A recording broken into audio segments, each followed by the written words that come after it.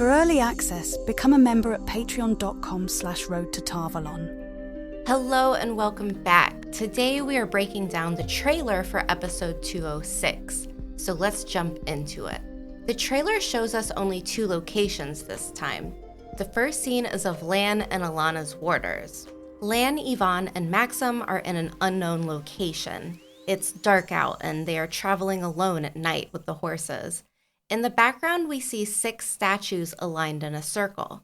These are reminiscent of Steppen's Forsaken statues from Season 1. Behind the statues, we see a basalt rock formation that looks similar to the formations that we see in the Ways. We hear Ihvon's voice say, "If you are a dark friend sworn to Lanfear, you shall not leave this place." Lan tells him to move aside as Maksim readies his weapon. Now, we can infer a few things from this scene. Perhaps Lan was lured here by an untrusting Ihvon or Maksim, or perhaps Lan wants more information and is looking for a potential way to save Moiraine, knowing she is on the trail of Lanfear. But Alana's warders don't seem to trust his motivations. Remember Alana's words from a previous trailer. One day, Moiraine simply changed. So it's possible Alana and her warders think Moiraine and Lan both could be dark friends. This could end up in a battle with Maksim and Ihvon, not allowing Lan to leave. But Lan is the better swordsman by a long shot, so if this does come down to a fight sequence, I don't expect it to be incredibly challenging for him. I'm also excited that we could have Daniel Henney giving us more action in this episode. I will never say no to a fight sequence with Lan Mandragoran. I do have some questions about the repercussions of a potential fight here. If Lan kills or injures one of the warders, I could see this as confirmation for them that he is fighting on the side of the shadow, causing more problems for Lan and Moiraine down the road. The next question is, where are they in this scene? Lan could be using the Ways to try and get to Moiraine quickly. Lan and Alana's group were last seen in Arafel while Moiraine is in Cairhien. That's quite the journey. If he is using the Ways, who's going to channel to let him in? Does he have a key to enter? How does he know how to use it? Or could these be portal stones instead, another item used for fast travel? All in all, I'm just hoping Lan finds his way back to Moiraine and fast. We then move to our second location in the trailer, which is Falme. We see Ryma, Nynaeve, and Elayne channeling together. What's interesting to note is that the weaves are only circling around Ryma and Elayne, which could infer that Nynaeve is still experiencing her block. This moment could be a lesson in the One Power, where Ryma is trying to teach the women new techniques.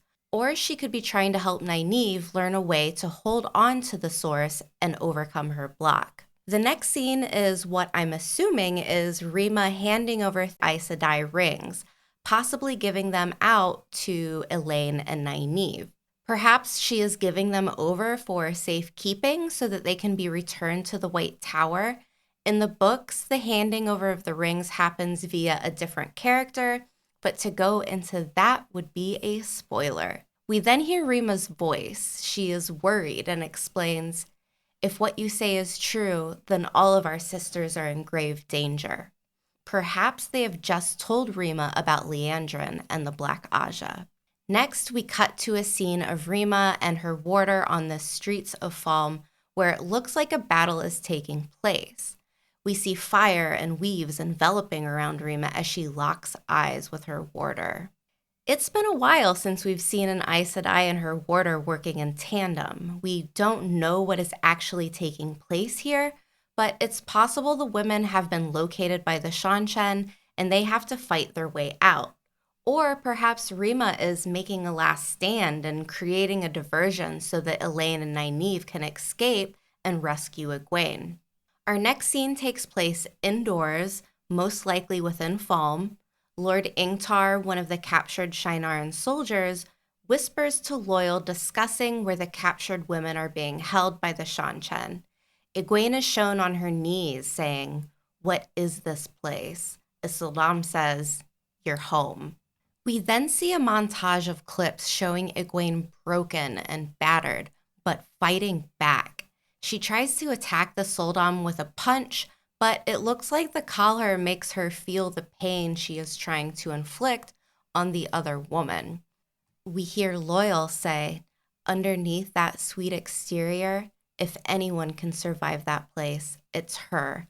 As we are shown images of Egwene screaming, pummeling the Soldom with her bare fist in a very graphic nature. Is it possible Egwene outsmarts the Soldom on her own, freeing herself? Will she still need the help of Nynaeve and Elayne to get out of the kennels? The last scene of the preview is a tornado of flames outside one of the buildings in Falme. Is this Nynaeve and Elayne breaking into the building? Could it be Ryma? So many questions to puzzle out, but what I can say for sure is that I'm really excited to watch this episode, although I'm not looking forward to seeing the brutal treatment of Egwene.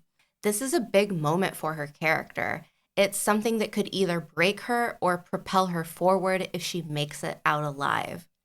The CGI of the weaves once again looks really nice in this episode. I'm still hoping we get to see what Matt has been up to. I'm also curious to see more of Moraine's plan leading up to the marriage between Barthanes and Queen Galdrian. Also, we still haven't seen Swan Sanche yet. We know she's in the trailer, so it's possible she attends the wedding too. With only 3 episodes to go, I'm expecting a lot to happen. And that ends the spoiler-free part of this video. For those of you who haven't read the series, thanks for watching. Make sure you like and subscribe to the channel for more Wheel of Time content. Now, I'm going to go into a couple of big book spoilers, so if you haven't read the books, I'd advise ending the video here unless spoilers aren't something you care about. So there are a couple of things that happen in the preview of episode 6. The first being a hint at Lan fighting Alana's warders. In the books, we know one of them dies somewhere off page between books 3 and 4. This leads Alana to experiencing a major breakdown in her bonding Rand in the aftermath. I do think it's quite early for one of Alana's warders to die, and it would be incredibly shocking if this time the death comes from Lan. It seems unlikely, but it could be the TV show teasing us, leading us to believe it's going to happen now. The second aspect is the handing out of Aes Sedai rings. In the books, they are used by Elayne, Nynaeve, and Egwene to pass themselves off as Aes Sedai. The third big spoiler revolves around the plot of Ryma herself. In the books, she is captured by the Seanchan and turned into a leashed Damani slave. This makes me wonder if the fight we see in the preview is in fact her making a sacrifice so that Elayne and Nynaeve can escape. While they are both collared, Ryma also meets Egwene, asking her to remember her real name. If this happens in the show, it could be an opportunity for Egwene to learn Nynaeve and Elayne are coming, a moment for Egwene to not give up hope. The last image of the preview is of a tornado of fire, and if it isn't a moment of distraction or a part of the plan to free Egwene, it leaves one other option, and it's pretty dark. If Ryma is overtaken by the Seanchan, she knows what her fate will be. It's possible she chooses to go out on her own terms rather than becoming a slave. It's a departure from the books, but it's something that I could see happening. That wraps things up for now, and I'll see you back with the full highlights of the next episode.